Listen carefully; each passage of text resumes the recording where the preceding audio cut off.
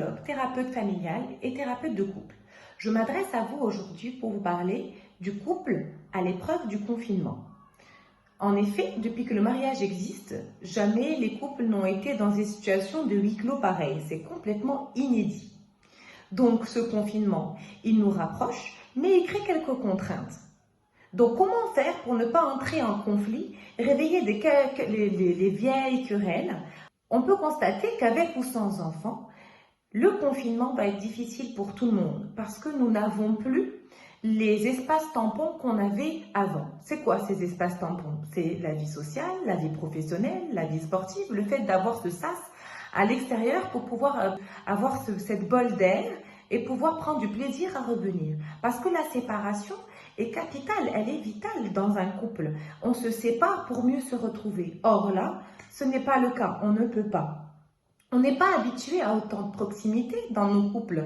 Donc du coup, cette idée commune qui est de on s'aime, donc on va adorer être ensemble, non, elle n'est pas juste parce que en fait, elle va créer une espèce de trop de proximité, donc étouffement, et donc forcément, ça va créer des petits discords.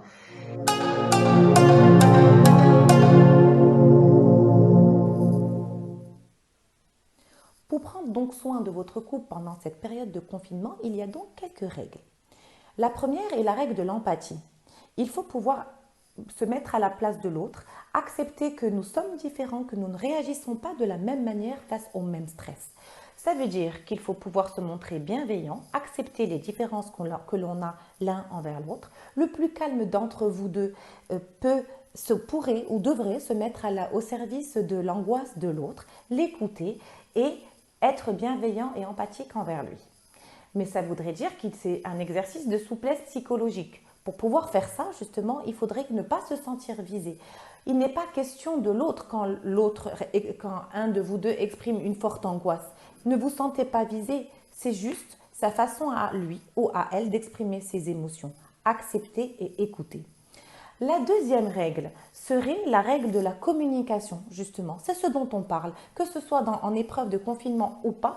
Le couple, il faudrait vraiment apprendre à bien communiquer dans le couple. Ça voudrait dire qu'on communique sans accusation, on ne dit pas « tu me fais » et on ne porte pas une accusation, on exprime les choses avec un « je ». Je ressens, ce que tu me dis me fait ça à l'intérieur de moi-même. Et si l'autre n'est pas accusé, eh ben, il va pouvoir mieux vous écouter calmement et se mettre à votre place et respecter vos émotions. Il y a aussi d'autres règles comme la tolérance. Soyez tolérant, indulgent, faites des compliments, soyez plutôt dans un renforcement positif. Ne critiquez pas sans arrêt. Essayez de voir ce que l'autre fait de bien. Donc faites des compliments et ne parlez que des choses positives. Ne vous polluez pas avec des choses négatives.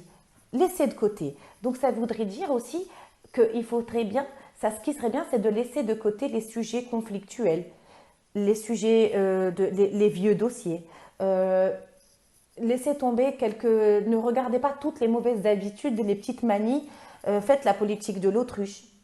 Et l'autre règle aussi, pour bien vivre ce confinement, c'est de continuer à être dans un rapport de séduction. Ça voudrait dire enlever le pyjama, s'habiller, se préparer un bon dîner, faire des petites surprises à l'autre, surprendre, pourquoi pas.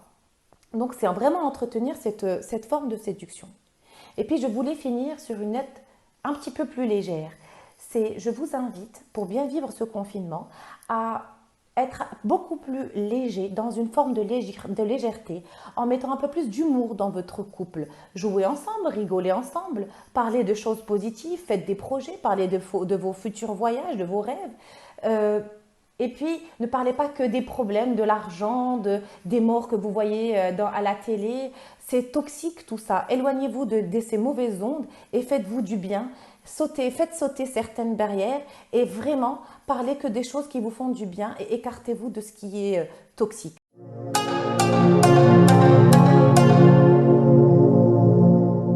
Voilà, ça c'était les conseils que je pouvais vous apporter. Je vous souhaite une excellente fin de journée et à très vite et bon courage pour la suite.